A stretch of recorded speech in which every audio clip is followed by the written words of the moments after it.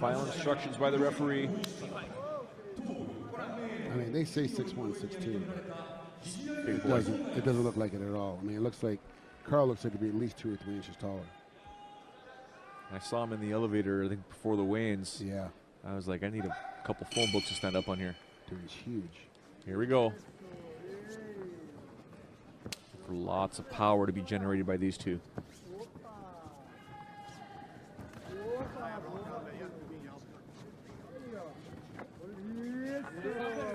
Using his hips, feinting with the hips, just to see what the reaction is by Albrektsson.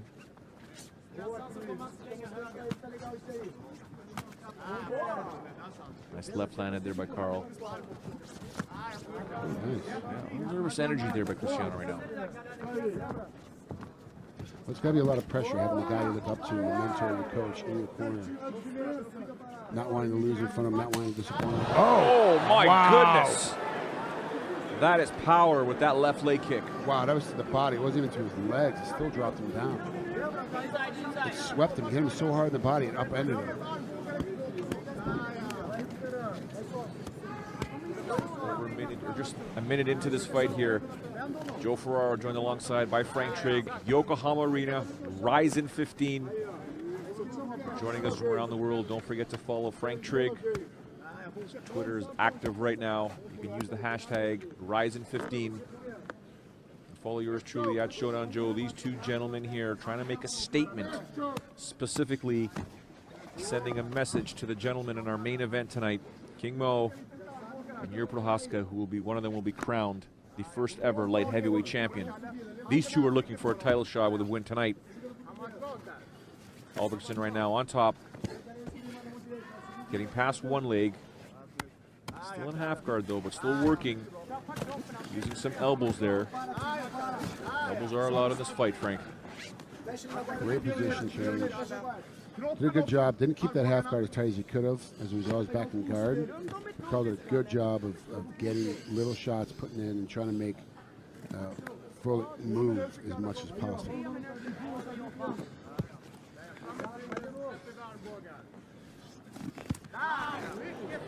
Releasing his left arm, throwing that elbow.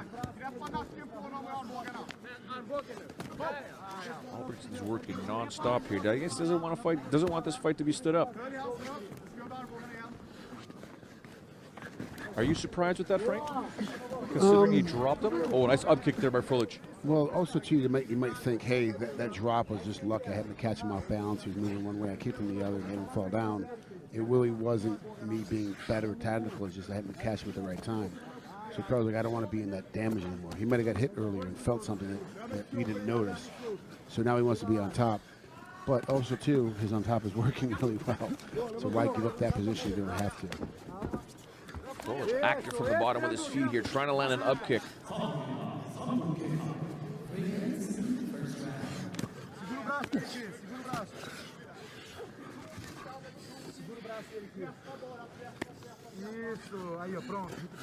Up kicks can cause a lot of damage.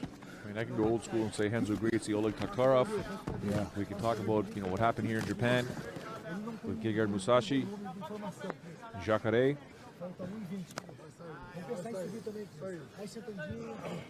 That kicks will be devastating if they land flush.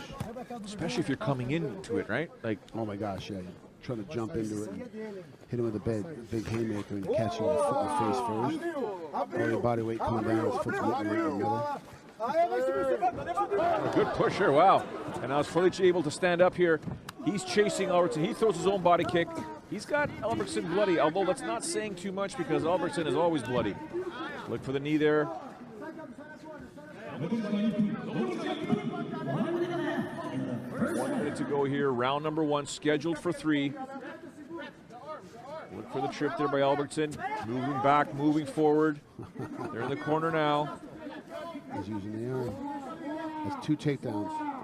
2 takedowns just happened right there. And Cristiano had his arm hanging over the rope and it stopped the takedown. You can see the grip from our angle here by Albrektsson. Telling him below the belt.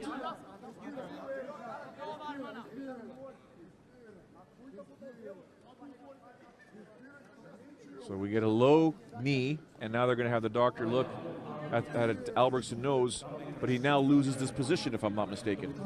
Yeah, which is bad because he had him in the corner, he had him being driven in, he had a good position.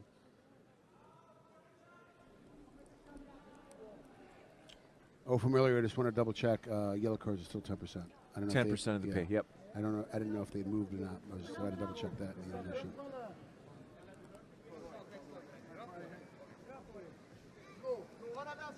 So does in fact lose the position. Back to the center of the ring they go.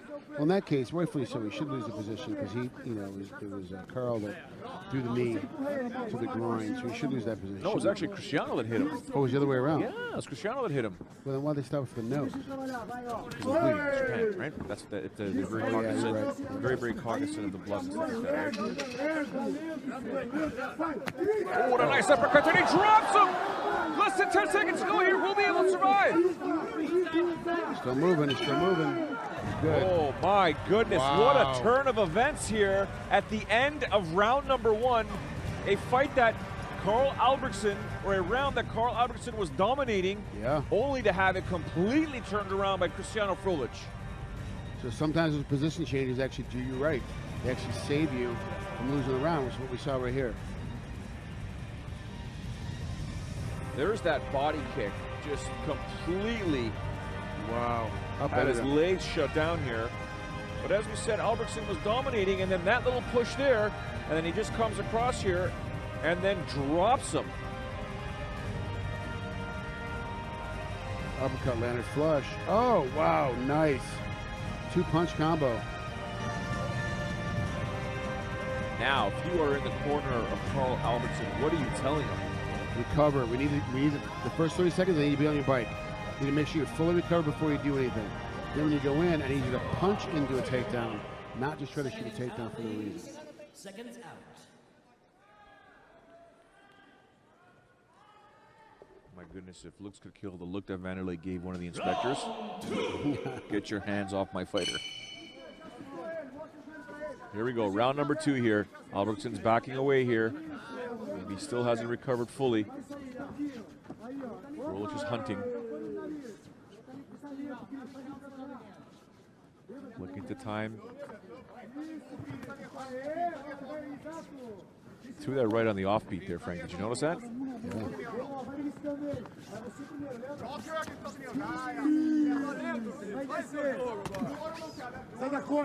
Using his jab now. Albrektsson with the low inside kick. We should use a bit more of those.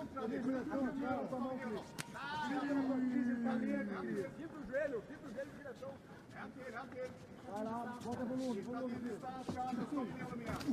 know it's easier said than done, Frank, but are you surprised Cristiano Frohlich isn't picking up the pace here? Yeah, I am, actually. Especially being a Vanderlei protege. You knocked the guy down at the end of the first round. Let's pick it up for about 45, 50 seconds, see what happens. He didn't do any of that. He kind of sat around the first round. The thing with Karl is that Albrektsson always bleeds. He's always. So it doesn't. So it's not like, oh, the fight's about to be over and chase him down, but still, once you've got him cut, you got him. Oh yeah, he's getting beat up. Let's keep attacking. He's not. Frohlich is kind of hanging back a little bit. Nice uppercut attempt there by Frohlich, but it was answered beautifully on the weave there by Albrektsson. Nice left hook landed there. Nothing, not powerful. Albertsson's using that jab just as Frohlich comes in. Keeps him on the outside, doesn't let him throw anything back. Inside leg kick also out and bounces him quite a bit.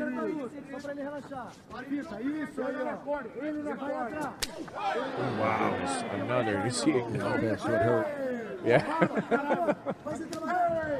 He throws one of his own here, slips and falls. Albrektsson tries to attack, but no, Frohlich is able to get back up and keep his opponent at bay now.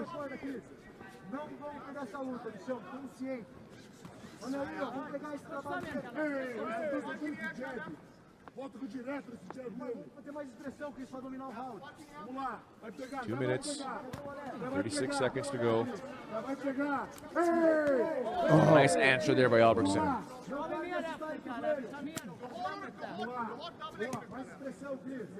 That's a nice check. Beautiful punch there. Should have kicked him in the head on the way up. I thought that's what was going to happen. I thought he was holding down for it. Karl's trying to get the advantage in this entire fight. Like, everything is working his way now. Yeah, he's doing great with the distance as well. He's kind of just getting out of the way slightly from each punch and right back into position.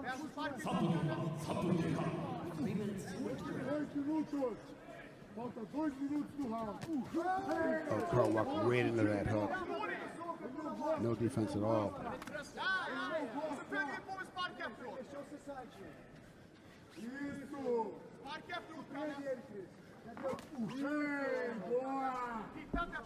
Really cheering on his fighter.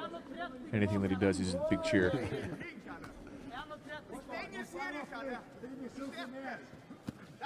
Oh, nice time there. Nice time right there, but a good answer back by Frohlich. Carlos threw that right, hit him, and it stood still. Yep. There's a nice body shot there. Those are going to add up. There. Oh, I think Frohlich is ready for that one. Hit his arm down, but now with its arm down, a perfect opportunity.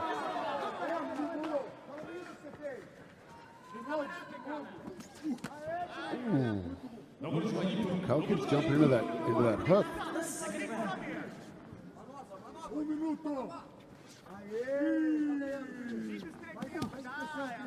And I thought Frohlich was going to throw a low leg kick of where Albrektsson was standing. Albrektson's doing a really good job of moving his head left and right, and then as he dips to the left, that leg comes behind it. So even if you try to throw and catch him as he's dipping that way, you're catching a kick. What a combination thrown there by Frohlich. Tight. 30 small. seconds to go. We saw what he did in round one, Frohlich. Nearly had the fight stopped. Oh, a nice right landed there by Albrektsson there. He's winning this round, Frank, in my opinion. Wow, I mean, it's a little bit of back and forth. Just like in round one, Frohlich picks up the pace. Oh, a nice left landed there by Albrektsson.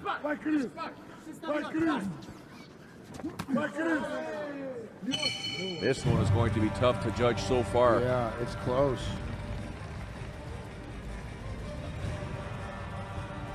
Now, of course, Albrektsson bleeding. No surprise there. The question is, though, in Frohlich's corner, what kind of advice are they giving him? Because he had the opportunity to pick up the pace after what happened in round number one, and he didn't. It's almost like he allowed Albrektsson back into the fight. He did, for sure, yeah. For sure, he let him back into it. And as a result, now he's still in a fight that he doesn't really necessarily have to be in still. Erickson feels like he still has a little chance to win. Obviously, Cristiano has a chance to win. So now both guys are getting ready to do battle. Step into this next round when you could have had one guy kind of already on the fence, ready to quit at this point. But you let him off. You got to, folks, when you're a fighter, this is your profession, you got to recognize, hey, I dropped that guy. It's only been a minute. Maybe he did recover, maybe he didn't. Give me 30 seconds to find out, one way or the other. If he recovered, they can back off and change their game plan. If he hasn't, they just keep attacking, and the fight's over in the next round. Here we go. Third and final round. Can one of these two gentlemen earn themselves a finish, sending a message to the gentlemen in our main event?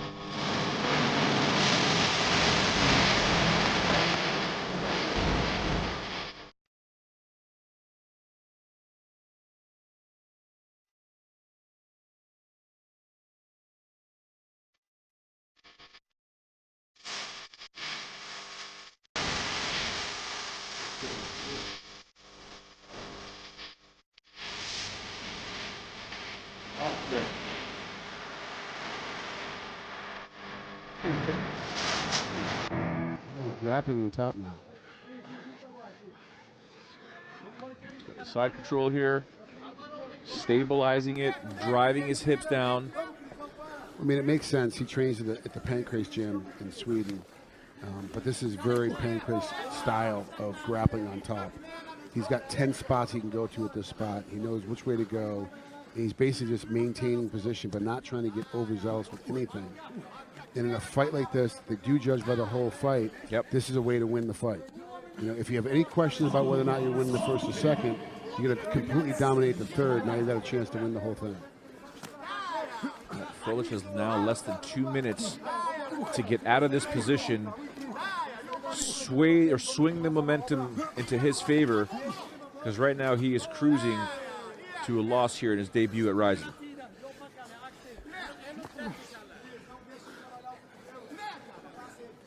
This is the last thing Vanderlei Silva wants, is two of his proteges losing tonight.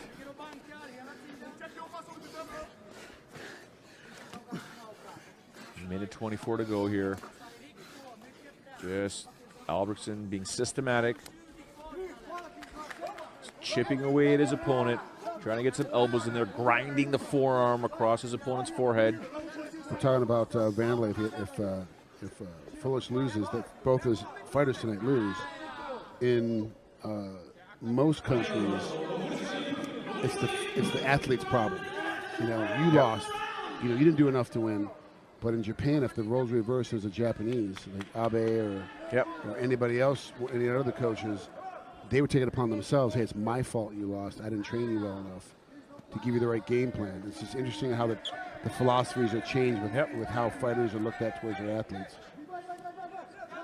Or coaches, rather, not fighters. Coaches are looked at towards their athletes. A plethora of rights, be it fists or elbows, being thrown by Albrektsson right now.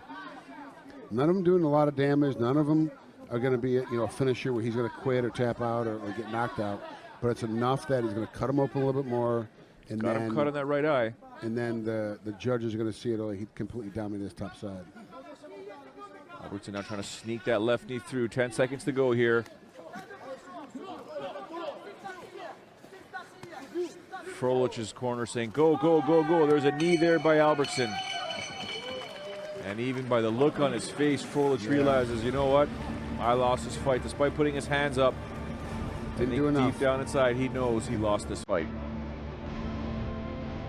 That's okay. A good showing. Came out and shows he can get hit and get beat up pretty good and still have the ability to be able to come back up and continue. Still came back again. Of course, you got to remember, he's a Vanderlei Silva guy, so he completely loved in Japan. I just really don't know, Cooley, but I have a sense here that sometimes the way things are done, anything can happen. The excitement factor is extremely important here. He's coming back, Joe. He's coming back.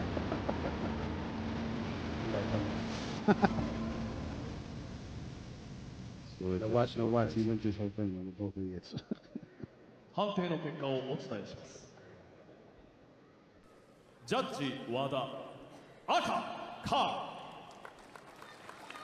ル。ジャッジ横山、赤カール。ジャッジ大山。 There you have it, unanimous judges' decision victory for Karl Albrektsson as he takes on Cristiano Frohlich. With a unanimous judges' decision, moving his record to 9 wins, 2 defeats. Did he make enough of a statement to convince the Rizin matchmakers that, you know what, he deserves to face the winner of whomever emerges victorious in tonight's main event for the light heavyweight championship between King Molawal and Yuri Prochazka.